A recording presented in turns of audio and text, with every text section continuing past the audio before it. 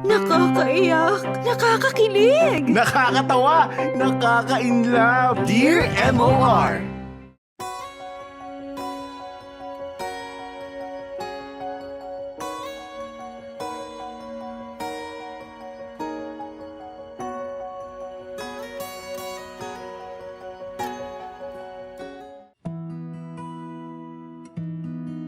Dear MOR, isang pinagpalang araw po sa lahat ng mga taga-subaybay ng programa ninyo. Ako po si Fe, 39 years old, ng Davao City. Kwento ko lamang po kung paano nabago ang buhay ko sa isang iglap lang. Mula sa marangyang pamumuhay na nabibili ang lahat ng luho, ay humantong sa pagiging katulong na sumisweldo ng 200 piso kada araw. Dalaga pa lamang po ako MOR, madiskarte na po talaga ako at negosyante na. Kung ano-ano na ang pinasok kong negosyo para lang kumita ng pera. Nag-networking na rin po ako, pero hindi naging matagumpay. Hanggang sa sinubukan kong mag-supply ng ukay-ukay bale dito sa lugar namin sa Davao. Nagsimula sa 3 sako hanggang sa naging patok nung pandemic. Nagkaroon po ako ng bodega at naging direct supplier na nga. Maliban sa mga ukay-ukay ay nagkaroon din po ako ng 3 pang ibang negosyo. Nag-prosper talaga ng ilang taon ng negosyo MOR at akala ko ay forever na. Pero isang araw, nagka-problema. Parang story ni Job sa Bible, sabay-sabay na nawala ang lahat. Nalugi ako at nawala lahat ng investment ko mula sa kotse, alahas, bahay, to the point na pati mga appliances na napundar ko ay ibinenta ko dahil talagang walang-wala na kami. Nascam pa ako MOR. Sa balkonahin ng kapitbahay kami natutulog ng anak ko at dumating sa point na naglilinis na ako ng bakura ng iba kapalit ng pambili ng bigas at sardinas. Sa kalagitnaan ng problema, iniwan pa ako ng partner ko MOR at hinayaan niya ako sa sitwasyon ko. Ang masakit pa nun, isa rin pala siya sa rason kung bakit nalugi ako sa negosyo. Ang laki-laki pala ng mga kinukupit niya sa benta na hindi ko man lang nabantayan dahil sa sobrang tiwala ko sa kanya. Nabaon ako sa utang, nag-apply ng mga trabaho pero wala talagang tumatanggap sa akin. I ended up being a yaya earning 200 pesos a day. Yung dating nakakotse, naglalakad na lang at naging tampulan ng usapan ng mga kapitbahay. Nawalan ako ng mga kaibigan at yung mga dati kong natulungan, hindi naman nakatulong sa akin. Nangatulong ako MOR. Umiiyak ako habang naglalaban ng damit ng iba and I was asking God, bakit nangyari sa akin to? Tuwing tanghali pumupunta ako sa kapilya, nananalangin ako at humihingi ng second chance sa Diyos. Lakas loob kong nilapitan ang mga dati kong clients. Halos lumuhod ako sa kanila, mapa-order lang sila ng mga produkto. Tinulungan nila ako at may taong ginamit ang Diyos para pahiramin ako ng 100,000 pesos na puhunan. Dahil doon nakabangon po ako unti-unti. Ngayon, naibalik ko na yung mga nawala sa akin. Kaunti na lang po ang utang na dapat kong bayaran. May kotse na ulit at kung luluobin ng Panginoon, makakabili na ng bahay uli next year.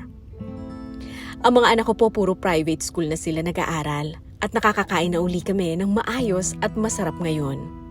Tinuring ko na pong pamilya ang mga taong tumulong sa akin nung walang-wala ako MOR. Kahit minsan na lang kami nagkikita, kapag need po nila ng tulong lalo na pinansyal, hindi ko sila pinapabayaan. Inilista ko po lahat ng mga inutangan ko noon. Actually, last year lang po nangyari sa akin lahat. From 1.2 million pesos, ngayon po nasa 400,000 pesos na lang ang utang ko. At goal ko po na mabayaran lahat yon bago matapos ang taon. Para yung kita ko next year, kami na mag-iina ang makikinabang. Kaya mas tumibay po ang pananampalataya ko sa Diyos dahil talagang hindi niya ako pinabayaan. Marami man pong nawala sa akin noon. Nakita at nakilala ko naman kung sino ang mga totoo at tunay na nagmamalasakit at nagmamahal sa akin. Nawa MOR ang storya ko ay magsilbi pong inspirasyon para sa lahat ng taong may matinding kinakaharap na pagsubok sa buhay ngayon. Hanggang dito na lamang po, lubos na gumagalang, Fe.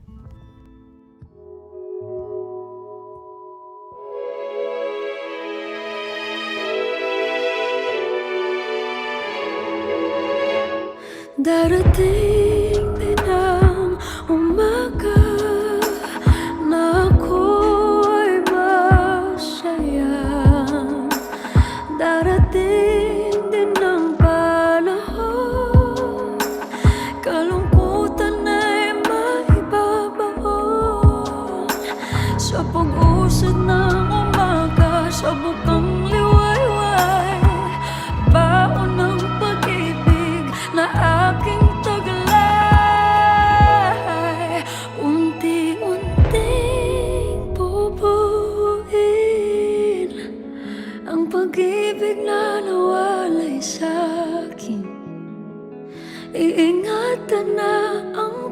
puso ko sa sakit na dala ng mundo.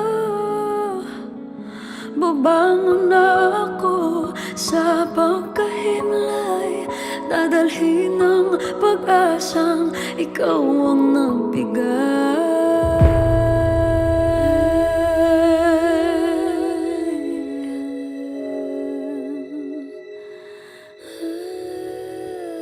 Darating din ang umaga, ngingiti at tatawa. Darating din ang gabi, makakatulog na ng mahimbing. Sa pag-usad ng umaga, sa bukang liwayway, baon ng pag-ibig na ikaw ang nagbigay.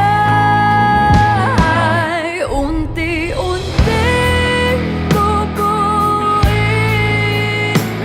ang pag-ibig na nawalay sa'kin. Iingatan na ang puso ko sa sakit na dala ng mundo. Babangon na ako sa pagkahimlay, dadalhin ng pag-asang ikaw ang nagbigay.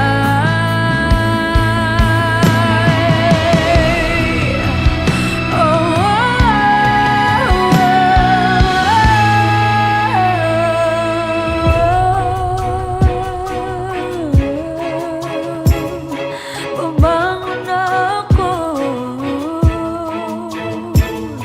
babangon na ako,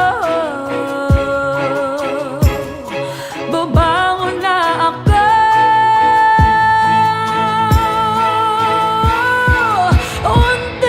Unti-unting bubuin ang pag-ibig na nawalay sa'kin. Iingatan na ang puso ko sa pait na dala ng mundo. Unti-unting bubuin ang pag-ibig na nawalay sa'kin.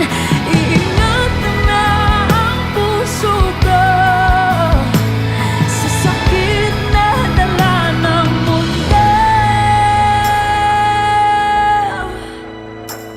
Dumating na ang umaga, ako ngayon ay masaya.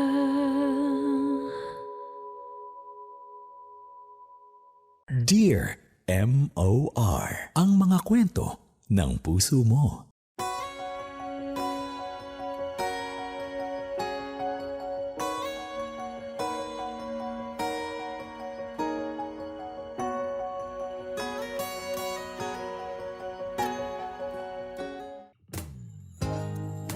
At yan po kapamilyang kamorkada ang kwento ng puso ng ating kamorkadang si Fe. Sobrang dami nangyari sa loob ng isang taon, Fe, no? Sa isang iglap na wala ang lahat. Yung mga pinundar, yung mga negosyong pinaghirapan. Grabe! Lugmok at talagang sagad na sagad talaga ang nangyari sa kanya. Kaya nga dito sa mga ganitong klaseng kwento, alam mo, dito natin makikita yung importansya talaga ng pakikipagkapwa-tao. Yung dapat talaga pantay yung turing mo sa lahat ng tao. Kasi hindi porket ikaw yung nasa taas ngayon, forever ka nang nandyan. Tapos aalipustahin mo yung nasa pinakababa. Naku be, bilog ang mundo. Pwedeng isang araw bumaliktad ang mundo ninyo. Ikaw naman yung nasa baba, sila naman yung nasa taas.